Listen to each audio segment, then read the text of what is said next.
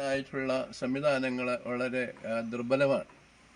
ഈ വനം വകുപ്പ് മുഖ്യമന്ത്രി തന്നെ ഏറ്റെടുക്കുകയും സത്വരമായ നടപടികൾ സമയബന്ധിതമായി നടപ്പാക്കേണ്ടതാണ്.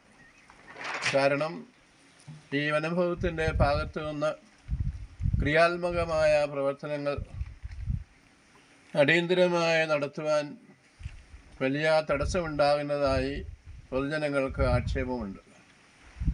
അതുകൊണ്ട് ഞങ്ങളുടെ അഭിപ്രായത്തിൽ ഇവിടെ കൂടുതൽ ശ്രദ്ധ വയനാട്ടിന് പലവിധ കാര്യങ്ങളിൽ വനം വകുപ്പുമായിട്ട് ബന്ധപ്പെട്ട് നടത്തേണ്ടതുകൊണ്ട് മുഖ്യമന്ത്രി ഈ വനം വകുപ്പ് ഏറ്റെടുത്ത് വയനാട്ടിലെ ജനങ്ങൾക്ക് സുരക്ഷിതമായി ജീവിക്കുവാനും ഇവിടെ വികസനങ്ങളെ കൊണ്ടുവരുവാനും വന്യമൃഗത്തിൻ്റെ ആക്രമണത്തെ ചെറുത്തു നിൽക്കത്തക്ക രീതിയിലുള്ള ആധുനിക ശാസ്ത്രീയ സംവിധാനങ്ങൾ ഉണ്ടാക്കേണ്ടതുമാണ്.